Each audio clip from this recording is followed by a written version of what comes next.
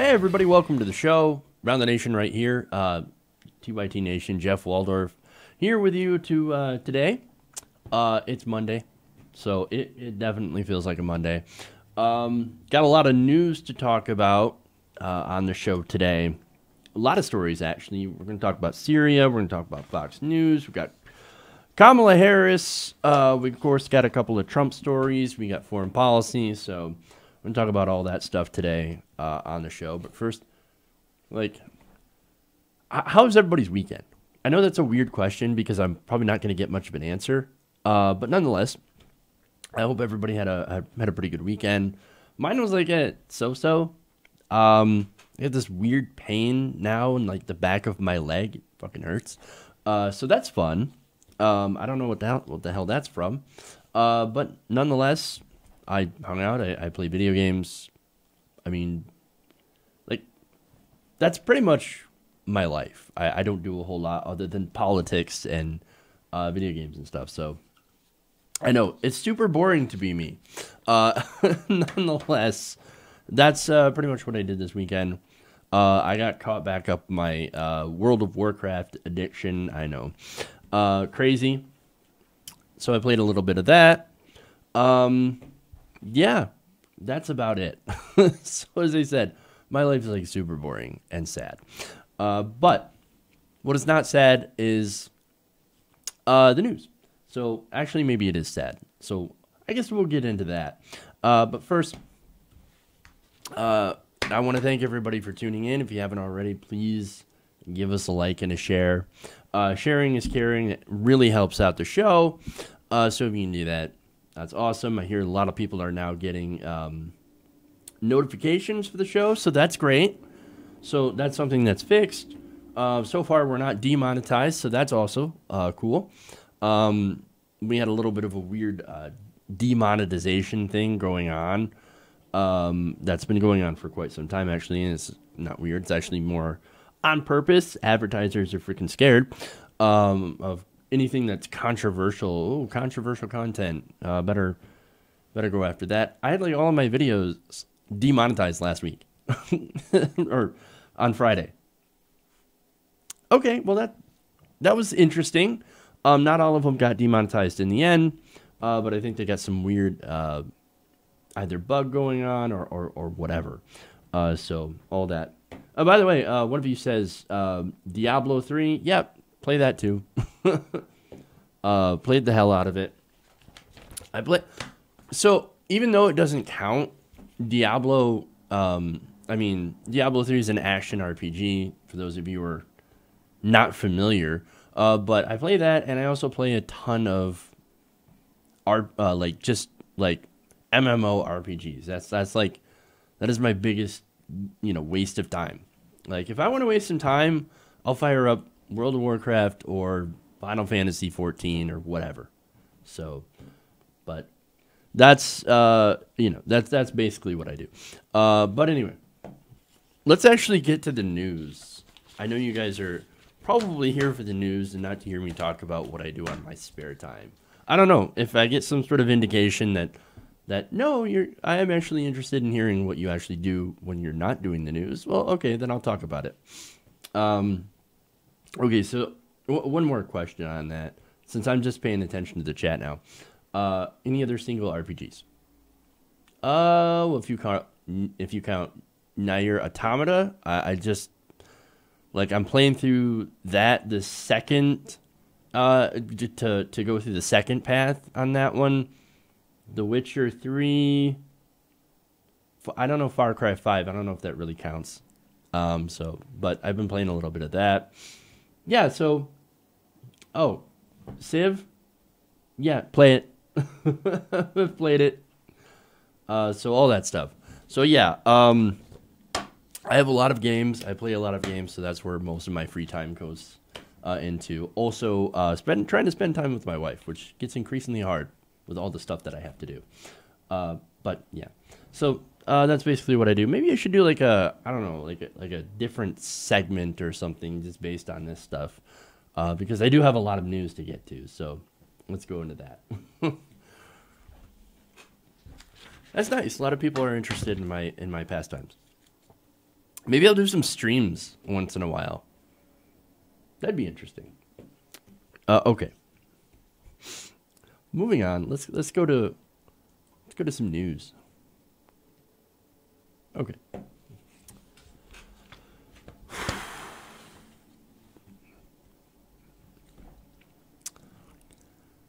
So interestingly enough, a Fox News host made a little bit of a mistake. Well, maybe it's not the host's fault, but there's definitely some chaos in the control room, as you're going to see.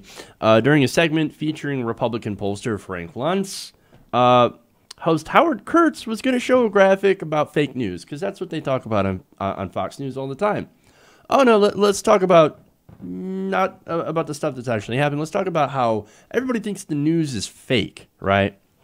Well, when he tried to show a Monmouth poll on fake news, he got this instead. Watch. So speaking of fake news, a new poll out from Monmouth University. Do the media report fake news regularly or occasionally? 77% say yes. This is not the graphic we're looking for. Hold off. Take that down, please. 77% say yes. Of those who do it on purpose to push an agenda, 42%. By accident or poor fact-checking, 26%. Those are pretty startling numbers. Has Donald Trump won his campaign to make everyone think that we are awash in fake news? In a word, yes. Hey, you can't argue with that. But I just love, I was like, no, take it down. There's panic in the studio, right? We got to take that down because if you noticed, it showed how Fox News is the least trusted network out of all the networks. The networks, ironically, that he was doing a story about fake news on. Like, oh, it's those fake news. CNN and MSNBC, they're always doing fake news on us. And we're the only ones that are telling you the truth. Oops, we just showed a poll that showed that nobody trusts us. Oops. Oh, get it down. Get rid of it. Did Donald Trump win? Okay, maybe he didn't. He won over with Fox News viewers who are already with them. They were with him in the beginning when he started talking about how, the news is fake. All the stuff that you see on that's critical of me is fake. Well, they already believed that. So, yeah, you're winning with Fox News viewers, but when it comes to the American electorate, you're actually losing. With the majority of the country, you have lost already. Super sad. Now, look, that may have not been the graphic they were looking for, but it certainly is the graphic that they need. Again, people trust CNN more than they trust you. Now, look, I got problems with CNN. I got problems with most mainstream media. And I got problems, obviously, with Fox News, or I wouldn't be doing the story. But look, CNN has a bias. MSNBC also has a bias. Now, their bias is not liberal. I wish they were liberal. I wish they were liberal media. Where the hell is a liberal media on television? Well, there is no liberal media on television. It's all establishment media. Yay, status quo, right? Which is, unfortunately, pro-business, pro-war. That's our media right now. I mean, like you hear them talking about Syria, like, oh, we need to invade Syria. We need to stop Bashar Assad because he's gassing his own people. Are you sure? Are you sure that's what's going on? Are you sure you're not just basically saying that on behalf of the giant defense contractors that pay millions and millions of dollars for advertising? So look, yes, that's the bias, right? That's the bias. Now, let me give you an example of this, right? And we've seen this on CNN before.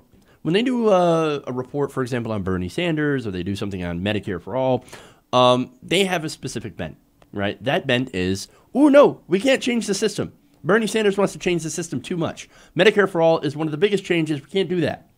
So, you know, I mean, the typical CNN person makes millions and millions of dollars a year, right? Reading off a teleprompter. So his bent, or like an opinion writer on CNN, for example, it doesn't even have to be an on-air person. You got a person that writes opinion for, CNN or whatever. And they're like, well, from my perspective, none of the people that I know, that I talk to, have a problem affording their insurance. They don't have an issue, right? Or what do you mean the economy is not great? It's actually doing fantastic. Look at Wall Street. I mean, all these friends that are making so much money, we don't need to raise wages. We don't need massive systemic change. No. That's too crazy. When everything's doing great, let's not rock the boat because we're incredibly rich. Let's not have change. And by the way, Donald Trump is the worst person. It's terrible, terrible. And the only way to beat him, by the way, is to have the adults come into the room. Who are the adults? Well, they're not Bernie Sanders. No, no, no. He's too wild. He's too crazy. He's too radical. No, the only people who can beat Donald Trump is the centrists. So we need to run to the center. That's the perspective that you get from CNN. Now, that doesn't mean they're making up fake news, but I'm just letting you know that they have a perspective, they have a bias. Nobody doing news is completely unbiased. I certainly have my own bias, right? And you know what?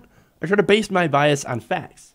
And if there's something that doesn't line up factually with my ideology, well, look, I have to present it anyway. I have to talk about it anyway. And go, okay, maybe I'm wrong. Maybe this doesn't track. And guess what? You know, the biggest thing that can change my mind is evidence.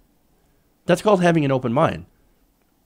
So, and I wish more people had that open mind, right?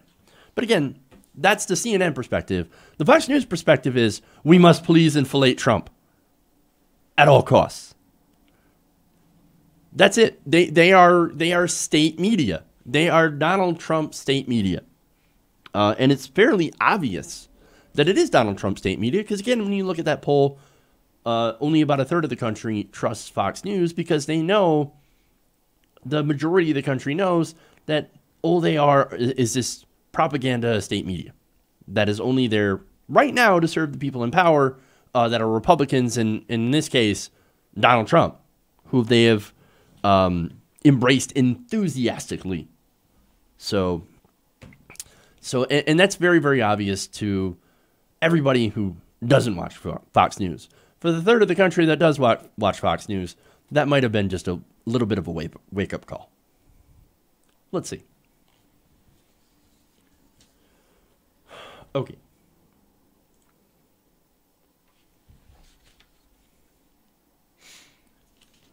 You know what I love? Palace intrigue stories. I'm not sure why. They're just fun. So that's what we're going to go to next.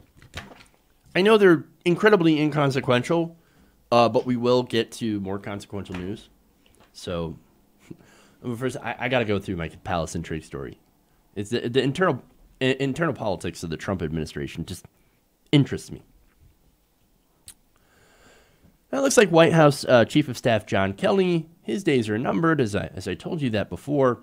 But recently, another report from Axios shows that it could either be from him quitting or getting fired, and more likely from him quitting. In fact, there are several instances, most recently from last month, where Kelly threatened to quit again. Now, according to that Axios report, Kelly blew up at Trump during a private Oval Office meeting on March 28th and said he was going to quit as he was walking back to his office. After the Oval Office meeting, Kelly apparently went back to his office and packed up some of his personal belongings, according to sources that told Axios. Although, those same sources says it may not be because he was getting ready to quit. Well, I mean, you know, he just got off a really heated meeting, so he goes to his office, he goes and packs things up. But it's not because he's quitting. Even though he said, I'm quitting.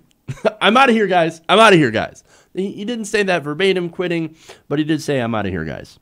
Now, a senior administration official did tell the outlet that Kelly was not threatening to quit. No, he's just venting frustration. This is what he does.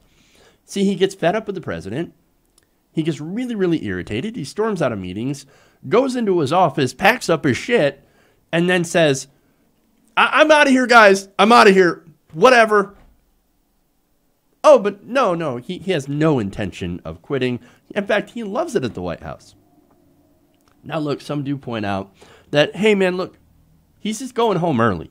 That's it. He's just going home early. Maybe. That's possible. But look, when you look at the history of how John Kelly has kind of treated his job, it doesn't look like the guy is very happy there. In fact, he once called this position a punishment from God. So, I mean, look, half serious, maybe, at least half serious, half joking.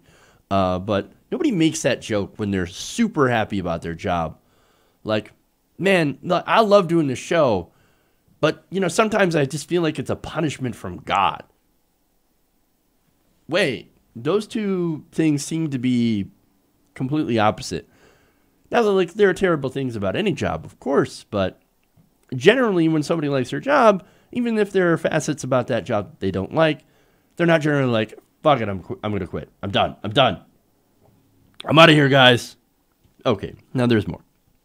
Now, the chief of staff was said to be frustrated that his colleagues in the West Wing had to call in, he appeared to be so frustrated that his colleagues in the West Wing had to call in some of his closest friends, including Department of Homeland Security Secretary Christian Nielsen, to convince him not to walk out. And on a personal note, Christian, it's not Kirsten, which makes me, originally I was like, Kirsten, right? No, Christian. So you have, thrown two names together. You have smushed them together, Kirsten and Jen. I don't understand. I just don't understand. I'm sorry. I just don't understand. Maybe it's, I don't know. Yeah, anyway. I always get, hung up when I try to say that name because apparently it's a little bit different because I always think Kirsten. But anyway. Now, apparently they gave him a pep talk. And it's not just her, of course. There was also Jim Mattis, who also tried to give him a pep talk and to make him feel better. Okay, well, the reality is, I don't think there's any pep talk in the world that's going to solve the ultimate problem, working for Donald Trump. Look, you can go and say, you can't, come on, stay here. He needs someone to buoy him. He needs someone to make sure he doesn't fall off the deep end. Oh, look, he's already there, dude. There is no stopping Trump from being Trump. There's no stopping Trump from falling off the fucking deep end. He's already there. He's already there. He is so beyond the deep end. He's under it. Anyway. So look, the whole point of that is that Donald Trump, if you're frustrated that he's ignoring your advice and doing his own thing, well, then you're going to have to get used to it or quit, because that's how Donald Trump operates. That's how he rolls. He does not care about your advice. He thinks he's right all the time. 100%. Nobody could be more right than me. So better listen to what I say, because I'm the smartest person in the room. I am like a stable genius. I'm, of course... And then they say, well, is Donald Trump an intellectual? Trust me, I'm like a smart person. He is a smart person. He is a very stable genius. So obviously he cannot be wrong. No, right. But look, that's what he's doing, right? That's his mindset. Now he's comfortable with being the president. So now he's doing things his way. Other reports have noted that since that realization has happened, oh my God, I'm the president. Turns out I'm the most powerful person in the world. So now he feels he can do anything. And in so doing, he's, of course, pushing back. He's sidelining Kelly, because Kelly has essentially put him into a box. And that's it. Now, the International Business Times previously reported that Kelly was not involved in Trump's ouster of National Security Advisor H.R. McMaster and wasn't in on the president's call with Russian President Vladimir Putin.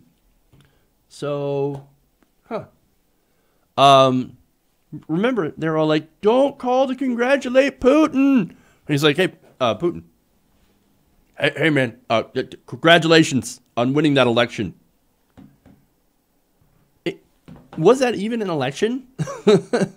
It's not an election when you bar the people who have a chance of beating you from running in the election. It was a sham. It was a sham. But no, congratulations, Putin, for winning. You won bigly. Look at that. Over 70%. What was it, somewhere like 90% or something? I don't know. It was some insane amount of winning. And it's because he's doing just such a fantastic job of cutting out all the other people who are running. But anyway. So look, not only that, but Trump has mused about being his own chief of staff. Like, I don't need a chief of staff. I can be my own chief of staff. Bad idea. Bad idea. So, look, what's going on is that Trump is freezing Kelly out of different decisions, and Kelly apparently keeps getting mad at the president, and then blows up, threatens to quit, gets talked down, and keeps working there. So, that's the situation according to people inside the White House. And also outside the White House, people who are former aides, of course, all speaking on the condition of anonymity. Now, both deny it. Both Kelly and Trump. Oh, no. Everything's fine. Everything's fine. Now, Kelly aides are also saying, hey, no, look, all we're doing is we're just giving the president more free reign over his administration. That's all we're doing. That's all we're doing. He's not being sidelined. In fact, they said that his retreat was, quote, strategic. Oh, no, it's strategic. We're just letting him take the reins for his own administration. He doesn't need us anymore. But he also needs us. Look, I call BS because, I think he's on his way out. He's already lost his clout. He's already lost his control.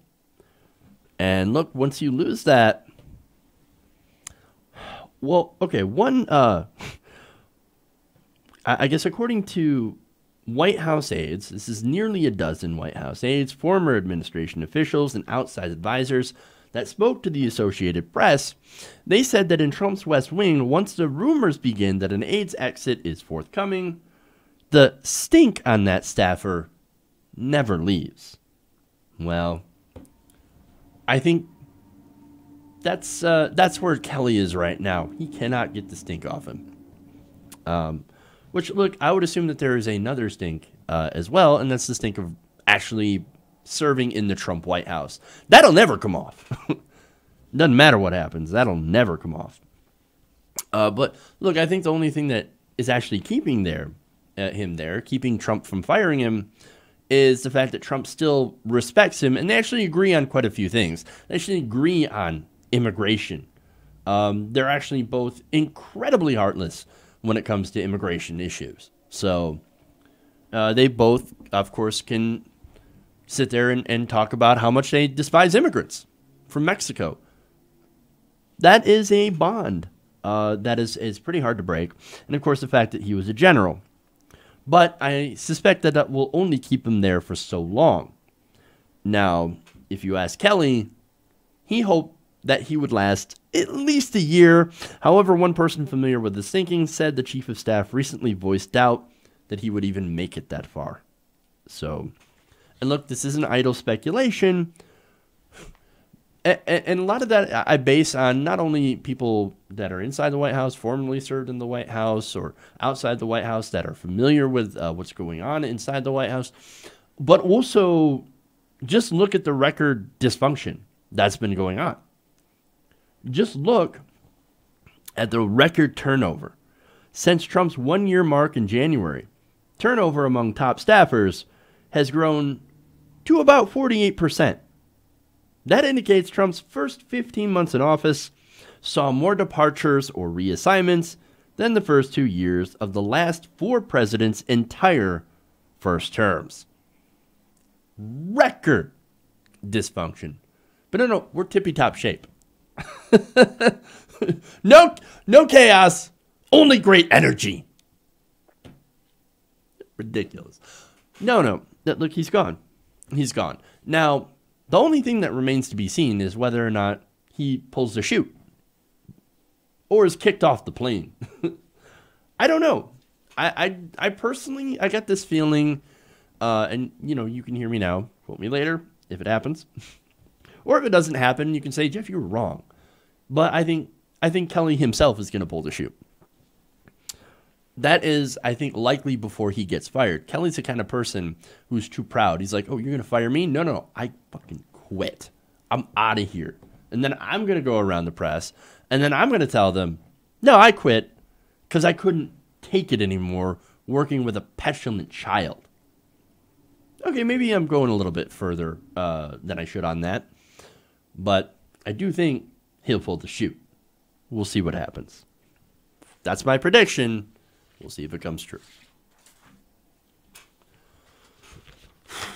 Okay. Again, my favorite things to do are these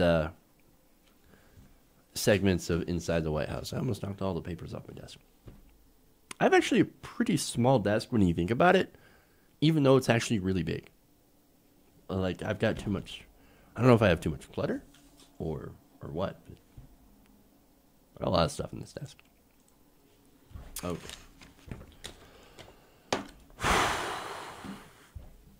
A little bit more serious.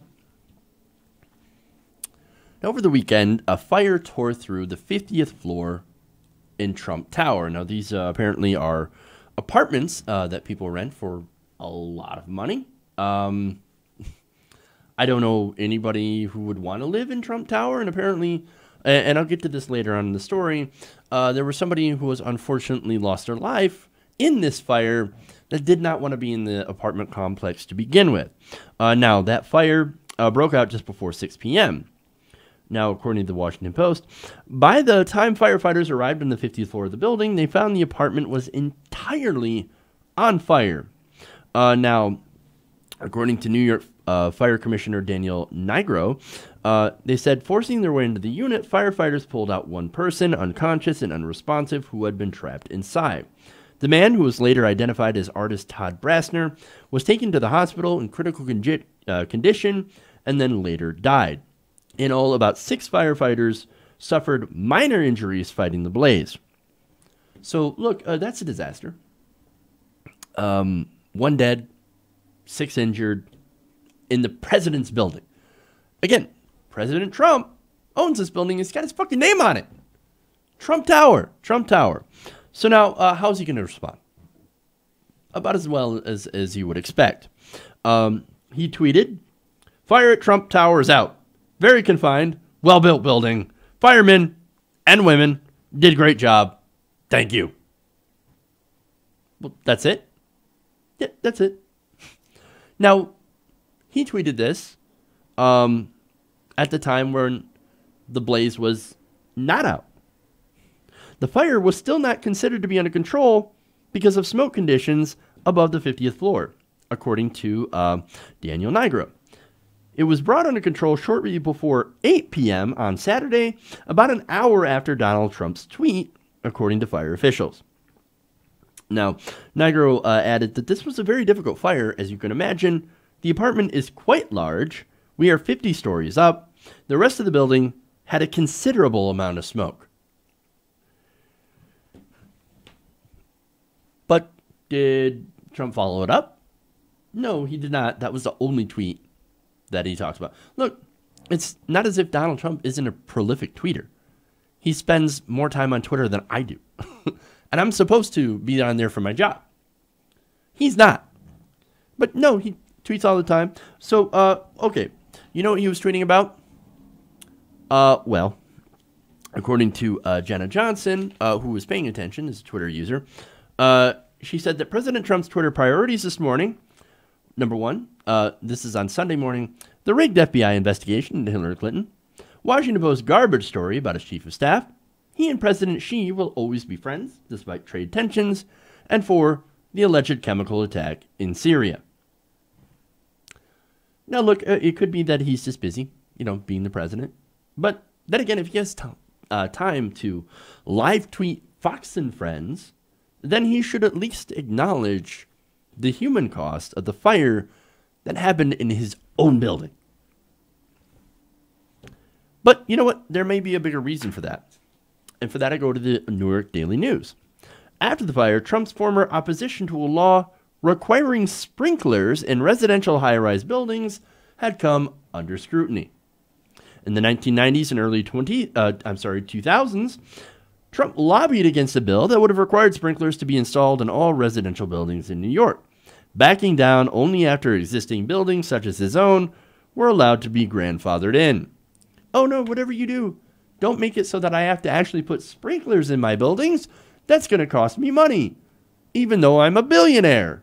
Supposed billionaire. Oh, that's weird. I wonder if he's not as rich as he claims to be. Or I guess maybe if he is rich, he's such a penny-pinching miser that he doesn't care to put sprinklers in his buildings. Nah, if somebody dies in my apartment complex and it catches on fire, but sad day for you, I don't really care. I'm going to go tweet about something else. That's exactly what just happened. That's exactly what happened. Now, do you think he cares, as I said, that there were no sprinklers? Which, by the way, this was confirmed on Saturday by, again, Fire Chief Daniel Nigro. He confirmed to reporters that there were no sprinklers in place in the upper residential floors of Trump Tower, exactly where the fire broke out. Again, he does not care.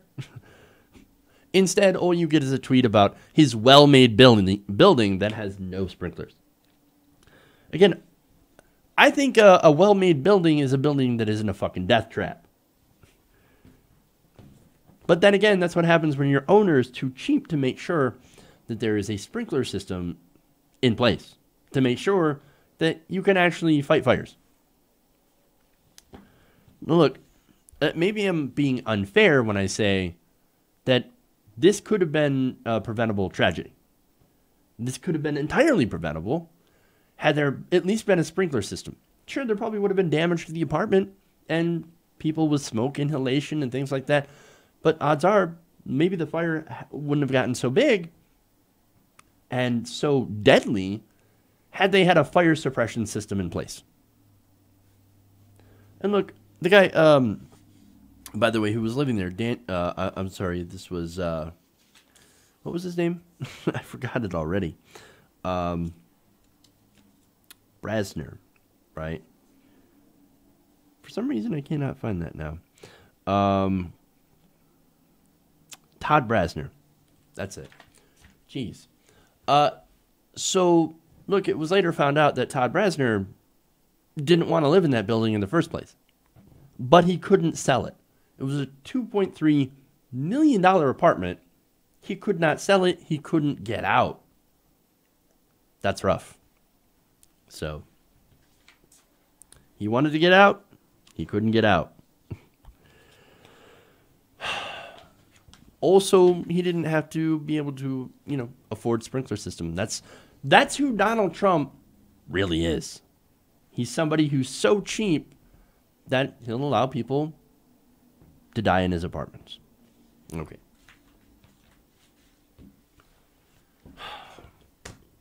All right. Sorry, I could not remember that name.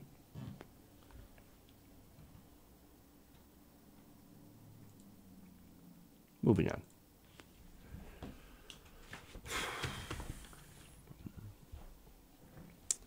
So over the weekend, there are reports coming out of Syria where there may have been a terrible chemical attack against civilians in a city called Douma. Now, there's a lot of graphic videos going around of people, including children, that were either killed or they're foaming at the mouth, they're struggling to breathe. And obviously those videos have been upsetting a lot of people. Naturally, when you see people suffering, they even got to Donald Trump. I'll get to that in a minute. But I have to note that those videos were not independently verified. So we have no idea whether or not this is actually true, whether or not there was an actual chemical attack in Syria. So, nonetheless, President Trump's going to weigh in. He says, many dead, including women and children, in mindless chemical attack in Syria. Area of atrocities and lockdown and encircled by Syrian army, making it completely inaccessible to outside world. President Putin, Russia, and Iran are responsible for backing animal Assad. Big price to pay. Open area immediately for medical help and verification. Another humanitarian disaster for no reason whatsoever. So, now, isn't that interesting that this is happening now as somebody who wants to go to a war with Iran, John Bolton, is getting into office? That's interesting. Again, John Bolton is somebody who wants to invade North Korea, wants to invade Iran, boots on the ground. And look, Donald Trump was somebody who earlier I gave him credit for wanting to leave Syria. And then suddenly there's a gas attack. There's a supposed gas attack. We got to do something. We got to do something. You know what we could do? We could actually send humanitarian supplies. Or we could accept Syrian refugees. No, don't want to do that. Look, Donald Trump is surrounded by neocons. And you know where this is going to end up. You know this is where we're going to end up. Now, let me also address what Israel is doing about this. So Israel is also bombing the T4 airbase. That's the, what is it?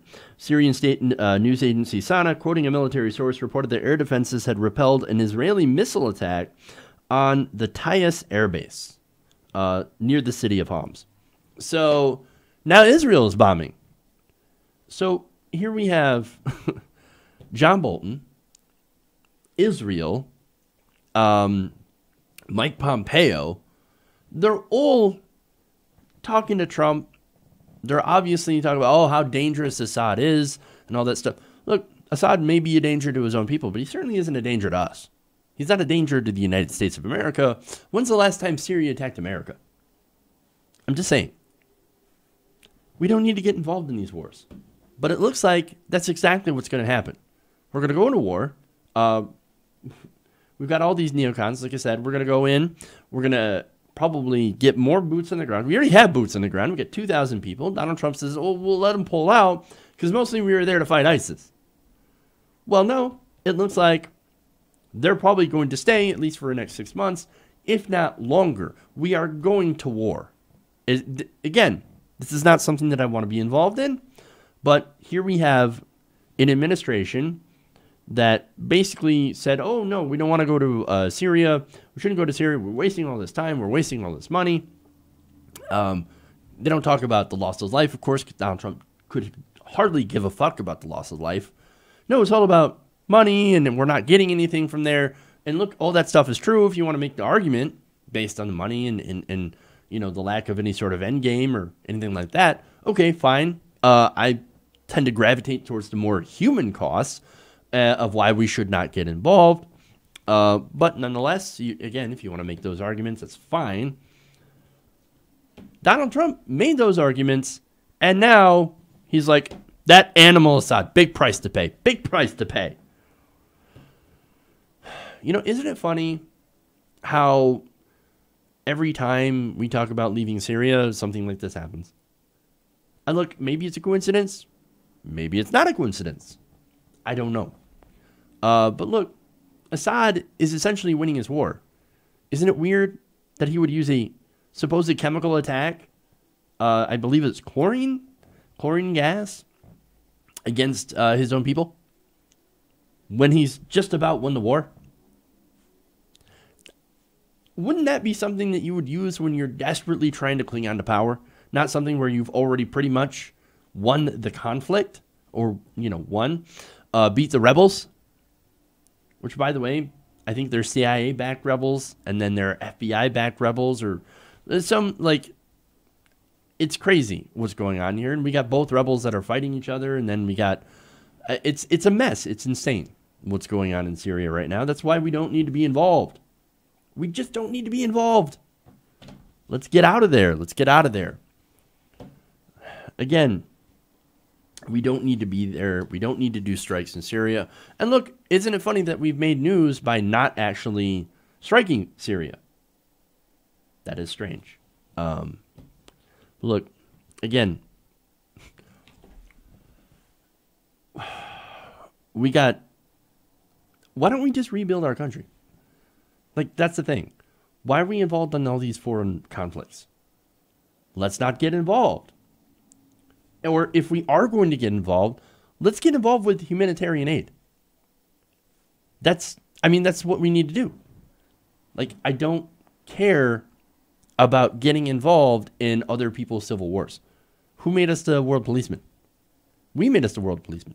But see, the problem is that this is all because of the military-industrial complex. I mean, the reason that we keep getting involved in these Middle Eastern wars, these Middle Eastern conflicts, is because somebody's making a hell of a lot of money. And that's the problem. And then, of course, we got money in politics, where we have all these defense contractors, the military-industrial complex that funds our politicians. Our politicians, of course, take that money, and then, of course, they don't want to be weak on defense, so they authorize more and more wars, and more bombings, extrajudicial killings, and all that stuff. So look, I don't want any of this. I think that we should only go to war for defense. And I think that's reasonable, and I think that's rational. If somebody attacks us, yeah, obviously, of course we should defend ourselves. But that's it. That's it. We shouldn't be doing these invasions. And unfortunately, I see it with John Bolton and Mike Pompeo and all the neocons that are, Bush-era neocons, the same idiots that got us into Iraq and that talked about the weapons of mass destruction that were never there. And then suddenly, oh, here we go. We've got weapons of mass destruction in Syria. And we need to do something about it. Well, Assad gave up his weapons. He doesn't need them at this point. He's already basically won the conflict. No. We got to get out of there. No more wars. I'm done with the wars. Okay. I'm sorry. No more regime change wars. None of that bullshit. We've already wasted enough money. We've already wasted enough blood, treasure. Enough. We got shit we got to do at home, and this stuff is much better. And I'm going to go to a story here that shows exactly why we need to stop wars and why we need to actually do our own infrastructure. Okay.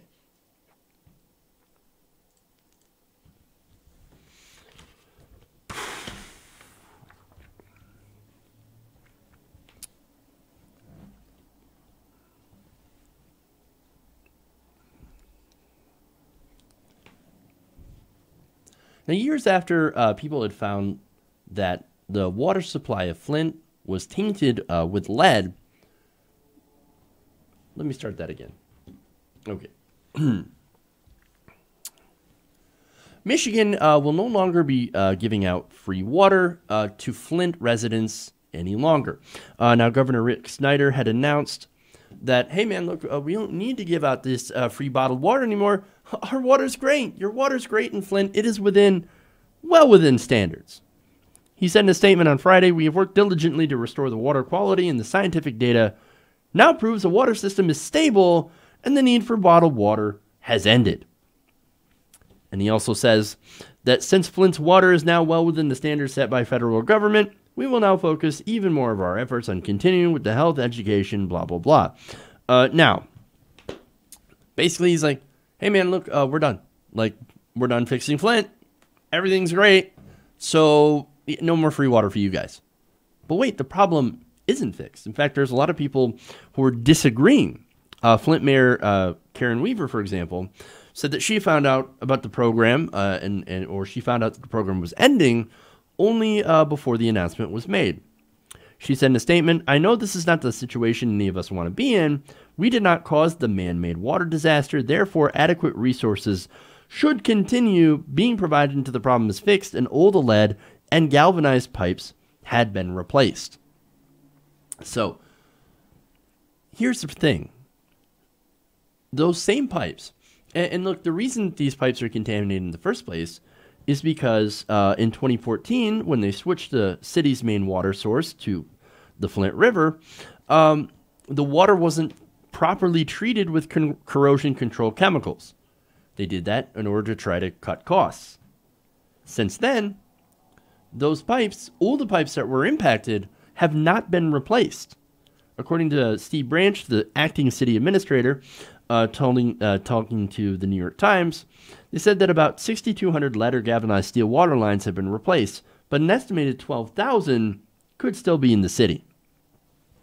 So, look, the water there, unless all the pipes are replaced, there is still a huge, huge potential for people to be drinking contaminated water.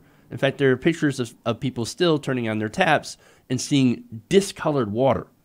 Oh, no, he might say, Snyder might say that it is well within the limits, right? But ain't nobody drinking that water. Ain't nobody going to trust to bathe in that water, because we have been told that before. That is a huge, huge problem. That is unacceptable. Look, here in Michigan, we've been giving billions of dollars in tax breaks for large corporations. We are now pretty much a Republican state. We are a red state, Republican legislature, a Republican governor.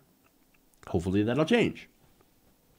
But during that time, we've been giving corporations billions of dollars in tax breaks and subsidies. You know how much it would take to replace all those pipes? About $50 million. That's it. We got all this money for tax cuts for the rich, but we don't have enough to ensure clean water for Flint. That is an outrage. And now, of course, they want to end the very main water source for a lot of people. And by the way, people have not stopped paying for that poisoned water in Flint. So now they lose their free water bottles. And then they're still having to pay for poisoned water that is still unusable. Outrage. Okay.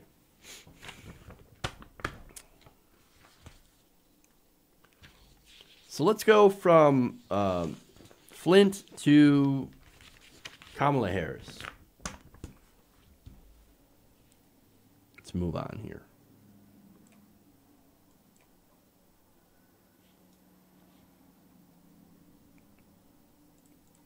There we go.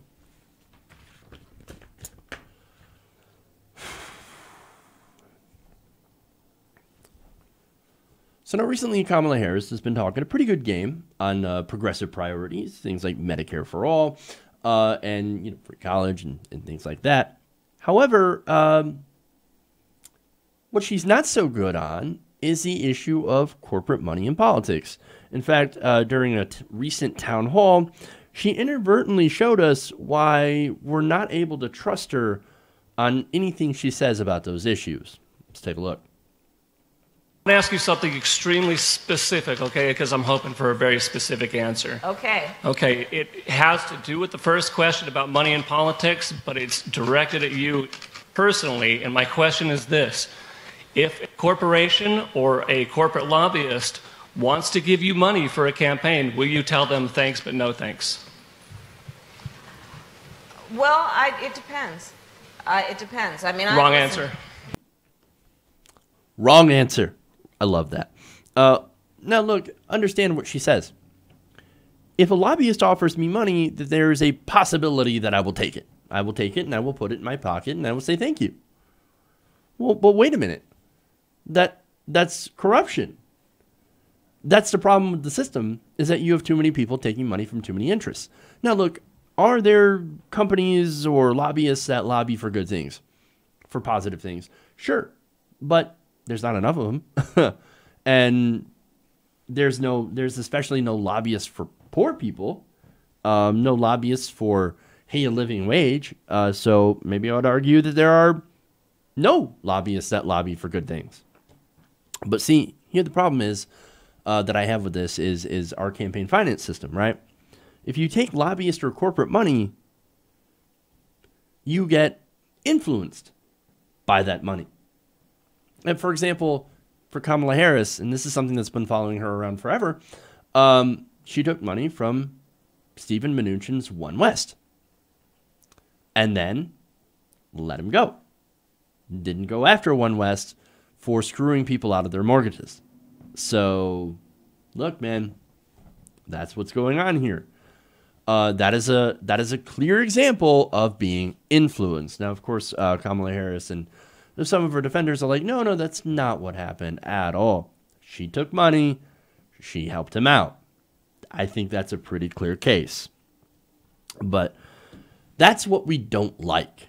See, don't get me wrong, right? Let me give you an example. I am a big union supporter, right? So unions also, in addition to corporations and lobbyists, give money to politicians, right? Now, again, I'm a big union supporter. But sometimes unions are wrong. So if a union gives money to certain politicians, for example, on Keystone XL, right? We've seen that before. That politician might be in favor of Keystone XL because guess what? That union gives a lot of money and has a big pull in that area. So something that is environmentally disastrous for the area and something that a lot of people might not want will happen anyway. Because, well, hey, the union, they feel strongly about this, and they, more importantly, They gave money to my political campaign. What am I supposed to do? Not take the money? Again, going back to that Barney Frank quote, like, what do you want? The banks to not give us money? Do you want only 70% of that money going to Republicans? No, I would like no money to go to Republicans and no money to go to Democrats. Again, I don't think corporate money should be in politics. I don't think union money should be in politics. I don't think any money other than public money should be in politics. And here's the reason why. Money gets you access.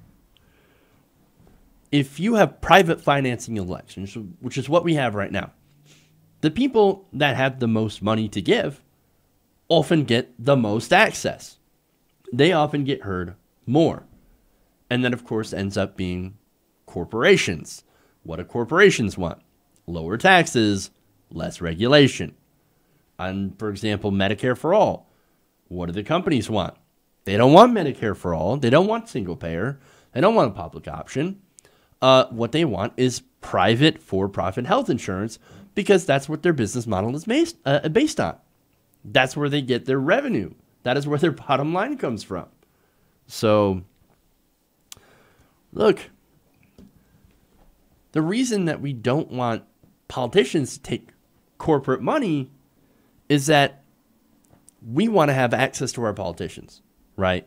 But if you have all these big money interests, well, they're the only ones that end up getting listened to because they have most of the money. Now, of course, in the next video, she is going to defend her position on this. And look, to be honest, it's incredibly tone deaf. Take a look. Well, that's not the answer you want to hear. It doesn't make it wrong. That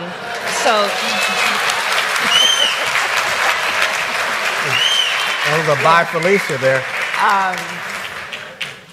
But thank you for asking, and I appreciate the reason that you're asking it. I do appreciate that, because and that's why we have rules that require that any donation that anyone receives needs to be disclosed, so that you can do an assessment and the voters can do an assessment and look at where the contributions come from and make your decisions about whether those contributions have influenced the way that people act and the way that people vote. And so I'm an open book there. Feel free to look at it and then draw your own conclusions about what has motivated me and what hasn't. Okay. So I can't get over the cheering for that. Like, you're basically cheering for somebody saying, hey, no, I will take corporate money. I will take PAC money. I will take lobbyist money. No, that's not what you want to do. Because guess what? These people that are clapping, they're like, you don't realize that these corporations don't care about you. They don't care about your interests. And the politicians, as much as they might say that, as much as they might actually want to care, they're unable to. Because they don't get money from regular people. They don't get enough money compared to the money that the corporations and the lobbyists can give them. But look, what she's saying there is, yeah, look, disclosure, right? That's the thing that's going to solve this. That's, of course, the corporate Democrat line to money in politics. Well, if we just had disclosure, that should be fine. I mean, that's all that does is just show who bought which politician. That doesn't actually solve the problem. Like, I don't really care to know that ExxonMobil has bought you. Especially if there's no other choice between both candidates that were also bought by ExxonMobil. I don't want to have that decision. I don't want to have that choice because that's a Hobson's choice. That is no choice at all. Corporate candidate A or corporate candidate B. I'm not interested in doing that. I'm interested in democracy. I'm interested in people actually having a choice between the corporate bought candidate or the actual candidate that doesn't take corporate or PAC money or lobbyist money and actually might represent me and my interests because we're the ones who are funding you. That's the problem here, right? And now look, there's some Democrats that are actually finally getting it in response to this. Here's Cory Booker that decided not to take corporate or PAC money, and Kirsten Gillibrand also saying, we're not going to take corporate or PAC money. But unfortunately, Harris again, she has signaled that she is open for business. And now, in fact, she has decided that she is also going to go after Hillary Clinton's big donors. No. Sorry, Kamala, but you cannot serve two masters. You have to say no to corporate PAC money. Look, the solution here is to get money out of politics. By playing the game and saying you're going to maybe accept money, and it depends on what you accept money from. You're saying that you're okay with the system of politicians being bought by big money special interests. That is not something that you want to admit in this era. Progressives especially, we're not okay with that. And besides, on the issue of trust, and this will not endear you to basically anybody who pays attention to this. And that guy's question, that was an amazing question, and I think you should get a lot of credit for asking. But look, for those of you who are skeptical, okay, well, say you're one of those Democrats who's like, oh, okay, well, I guess single payer would be fine, but I'm okay with Kamala Harris taking money from special interests. Well, what if one of those special interests is health insurance companies? And then she decides to change her position. Well, that's what money in politics does. Again, through the One West Mnuchin thing, she's shown that, look, when it comes to campaign financing, I mean, I might change my position if the money's enough because I got to raise money. These races are really, really expensive. So what am I going to do? Right? Well, like if I get this money, I'm going to have to start representing these donors or else I'm not going to get donations again and I'm not going to win. And so, unfortunately, that's the problem that we have when we have private financing of elections. We can't allow the donors to control our politicians through campaign finance spending. We've got to get rid of it. We've got to stop this. So, we've got to end the money, end the corruption, get the money out of politics, so then we can actually trust our politicians to represent us. The politicians that keep taking corporate and PAC money, we can't trust you because we don't know once you start taking that money when or if you're gonna switch your position. And I can't vote for somebody who I'm uncertain of. Okay. We'll save the sex trafficking story for tomorrow. All right, everybody. That's it. Thank you for going around the nation with me today. It was a pretty fast hour. If you haven't already, please hit the like and share button. If you want to support the show, patreon.com/TYTNation or through the super chat. That also helps us out a lot. So you can do that during the show. That goes to actually fund the show and keep us on the air. All right. That said, I'm going to go get something to eat because I'm starving. And we'll see you guys tomorrow. Everybody, love you guys. And remember, change begins with you. Good night, TYT Nation.